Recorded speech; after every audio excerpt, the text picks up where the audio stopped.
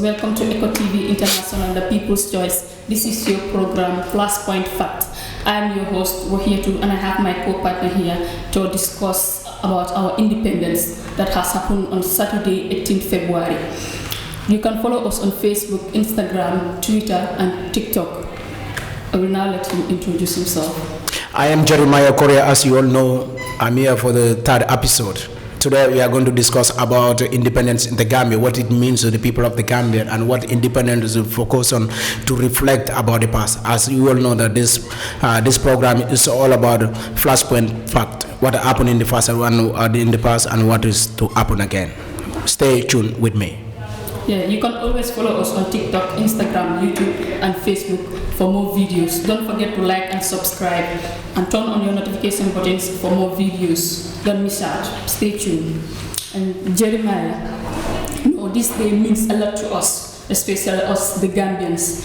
The 18th February, we gained our independence from the British on this very day, 18th February 1965. So it means a lot to us. It is very significant to us, the Gambians, and we should always remember this day as it is a big day to us, because that was the day we liberated ourselves from the British. And when we remember back then what was happening, the British were ruling us without our will. They came and intrude into our country, do all sorts of things to us without our consent. They took our mineral resources, natural resources to their country, enslaved us, tortured us. And you remember Kunta Kinte, who was a great man. He's a Gambian. His roots are still alive. His legacy is still alive. He was a great man. People should look up to him. We should celebrate him and enhance his legacy.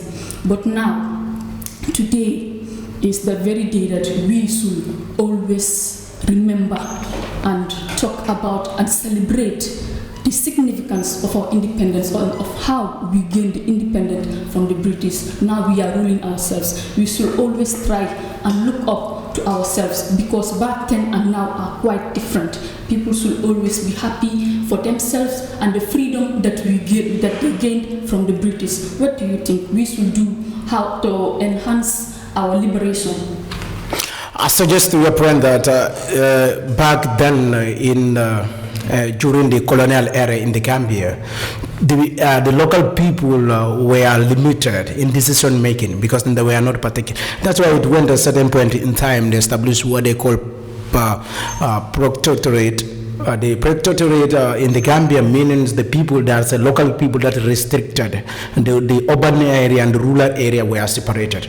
Those in the urban areas were under the control of Governor General in the Gambia, who is here to represent the Queen Elizabeth, the Queen II from England. And we also have the Protectorate in the Gambia was established in 1888. Sorry, I can say that, in 1888. So people were restricted. Only those who are in the Greater Banjul area coming under control of the Governor General have the right to vote.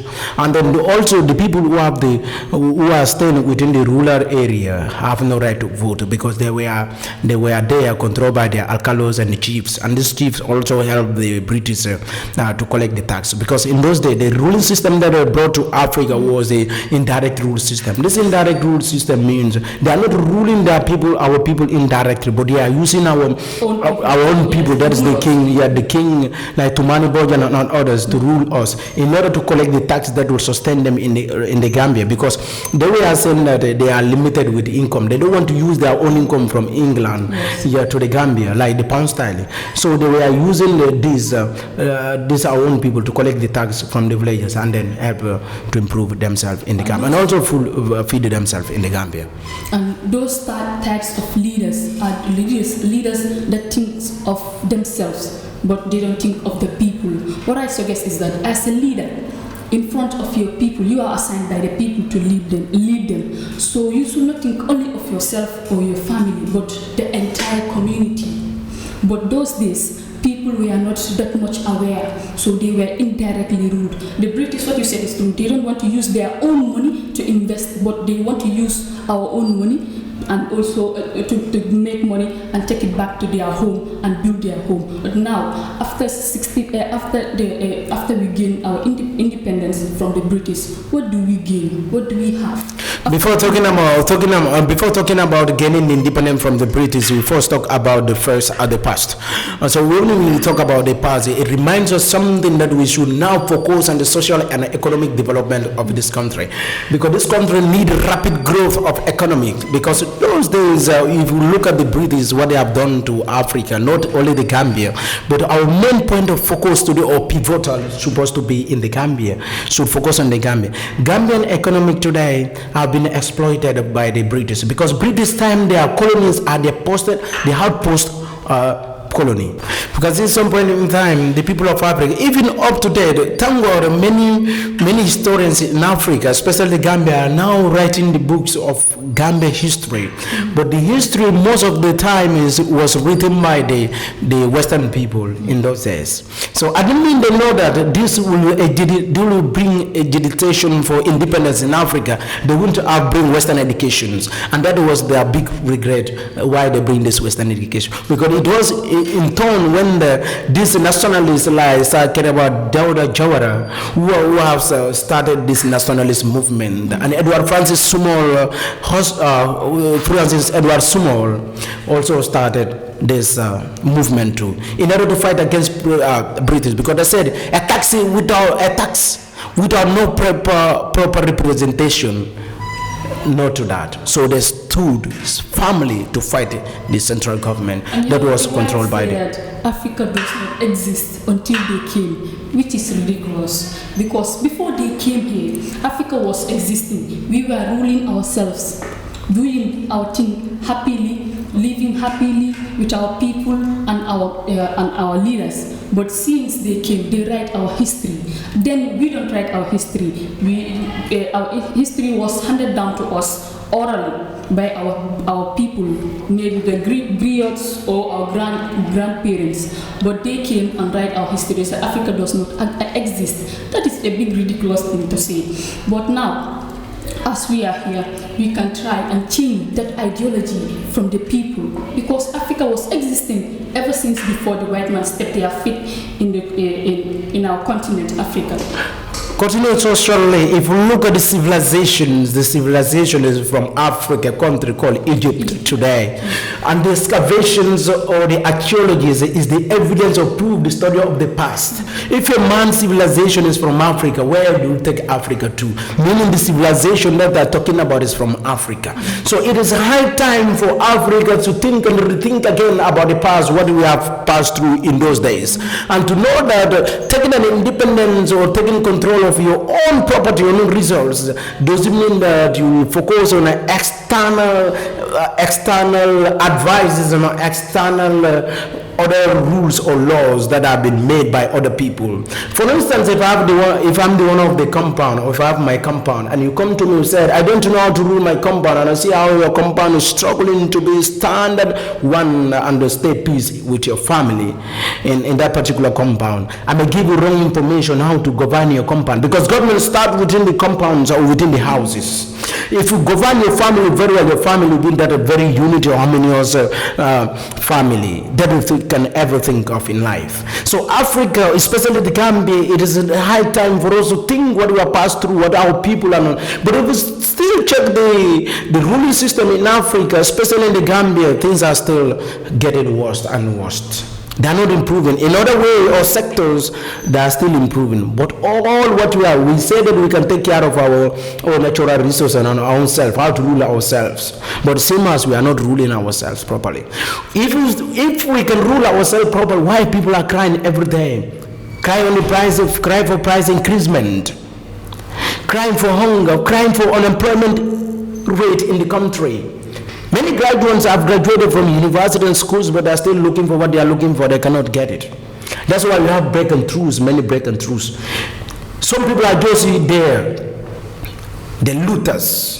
When I say the looters, they steal in the government. You have public embezzlement. And public embezzlement brought about a discontentment. When you are not content, when you are not happy, this always happens. You see, I don't think that the government can provide all the needs of the people, people should also try by all means to rise up and do their own stuff, because a government is there to help people, to give them their needs and the necessities that they need in their life. The government can only give maybe about 75%, but you cannot sit down and say, what can my country do for me? A good citizen does not sit down and say, what can my country do for me? What you need to do is that, what can you do for your country? But no, now people just sit down, relax, fold their hands together and say that this government is not doing anything. Well, you are not doing anything to improve your life. Before coming to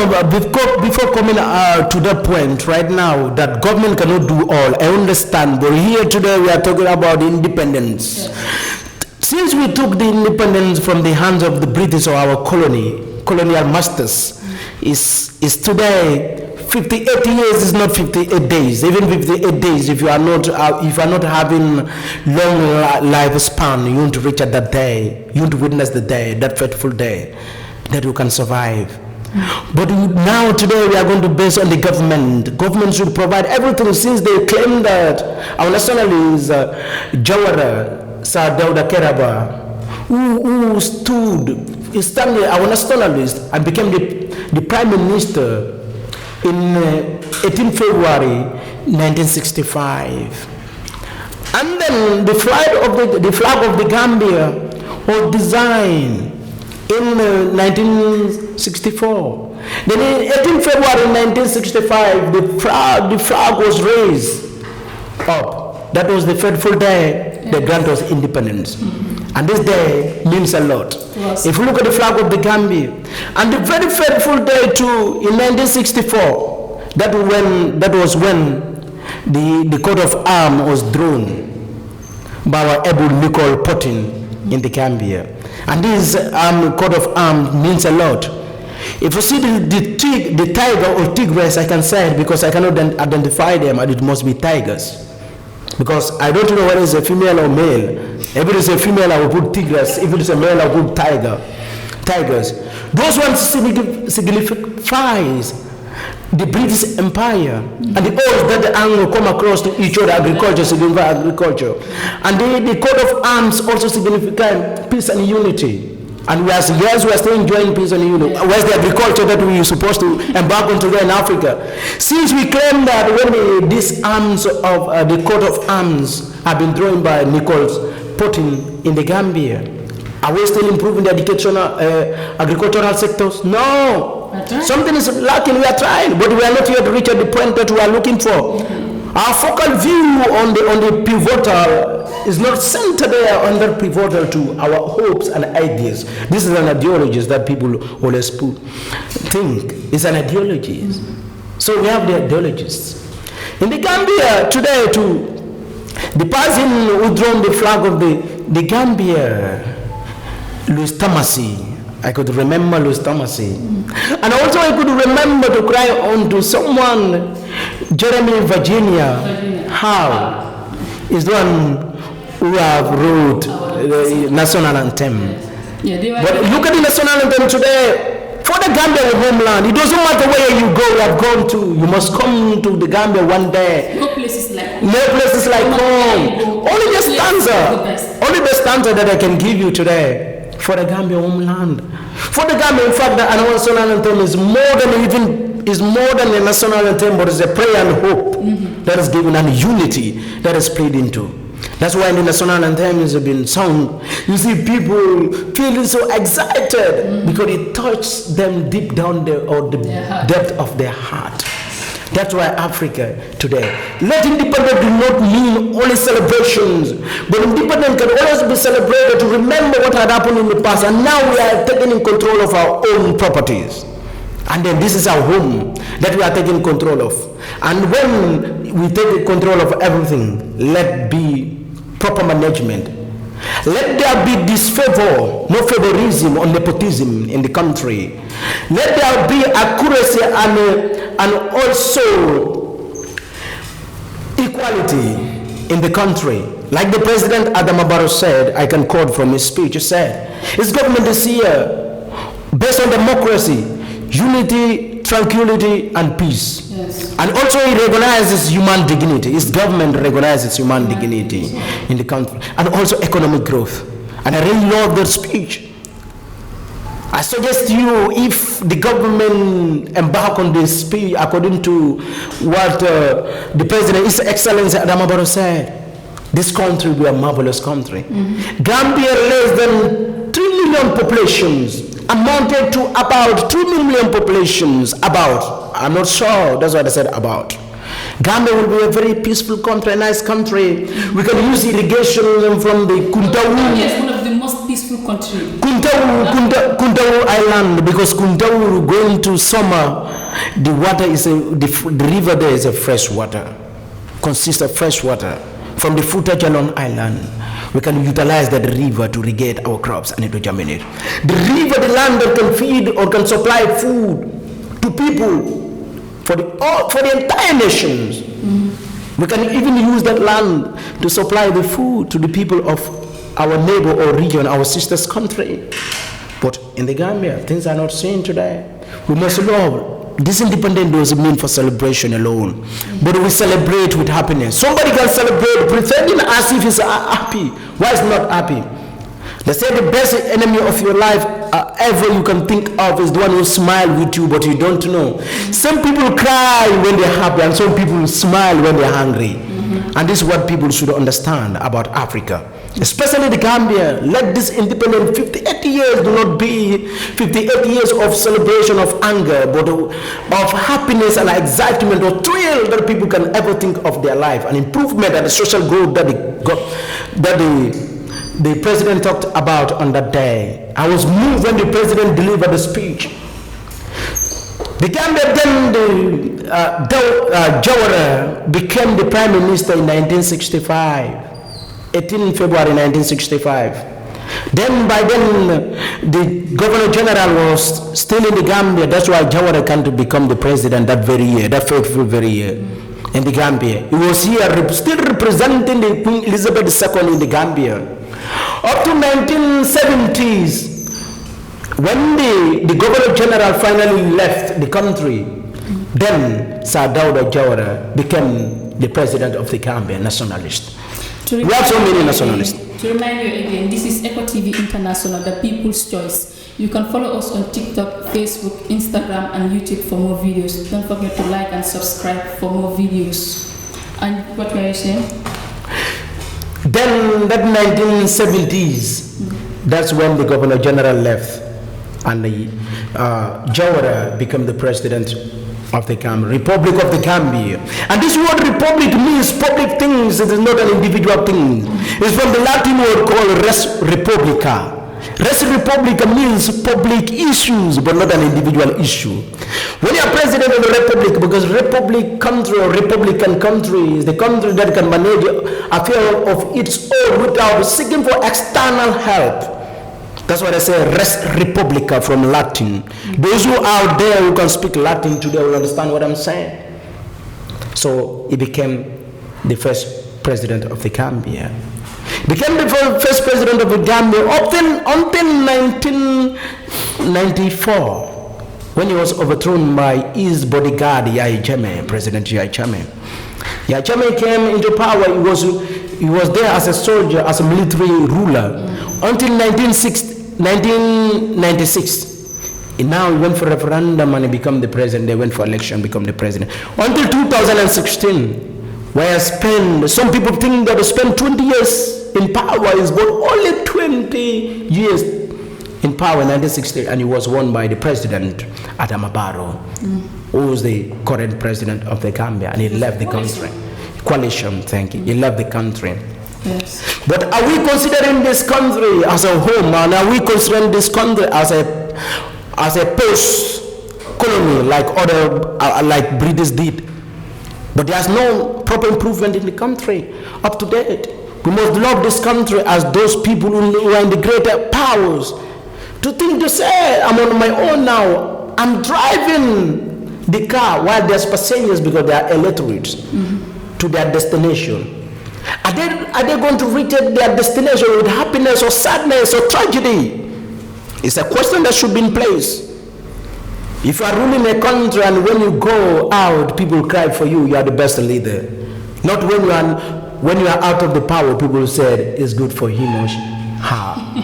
That's what people should focus. This is our Africa, and it's the Africa that we should love. As an African, through color, through the heart, and through Gambian too, we must love this as nationalist. That's why you must be a good patriotic when you are president. A patriotic, show patriotism in you when you are president. Show love for your country. Be ready to die for your country. And the sword, let the sworn that you have sworn at that very day, swear, be not in vain, because when you die, some use Quran, some use Quran to swear in Muslim way, some use Bible to swear when they are posted, when they are trusted with the responsibility in the office to swear. But after being in that place, some people intend to forget, think that they are the gods.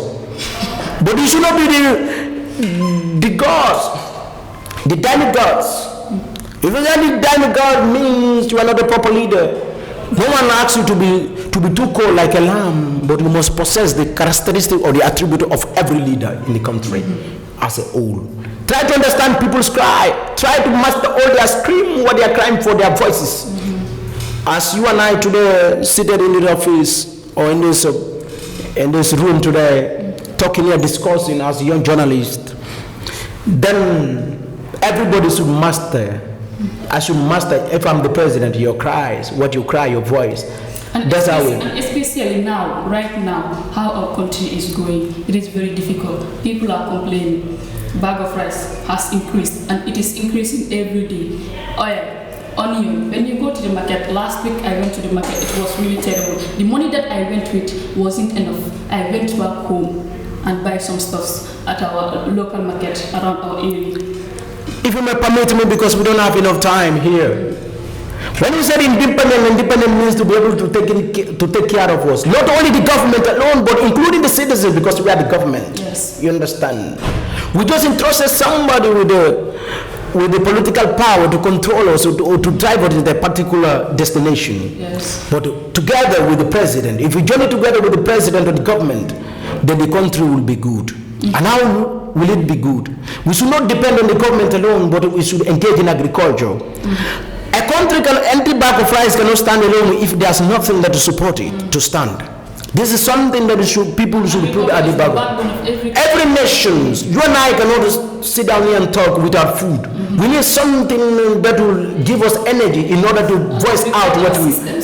Yes, you see, something that will make us voice out today. This is Africa, and it will come into another episode too. We have young people outside here. You can keep commenting on our programs. And also this is an Eco TV International, where we discuss the newest informations and the newest point of fact that we base on flashpoint fact today. We will not go out of the flashpoint fact. But with Eco TV International, we are everywhere. We let's give the latest and the best out of best. Thank you. I am Jeremiah Korea. This is Eco TV International, the people's choice. You can always connect with us on Facebook, Instagram, Twitter, and YouTube. And this is our independence. Don't forget, independence is not only a day to celebrate, but to rejoice and enjoy with your people. You should always remember your past tense. What had happened, country? What had happened to your people and your great-grandparents. Don't forget that. Always put that at the back of your mind, and how to move forward and how to move your country forward. Thank you. This is Eco TV. Bye-bye. Till next time.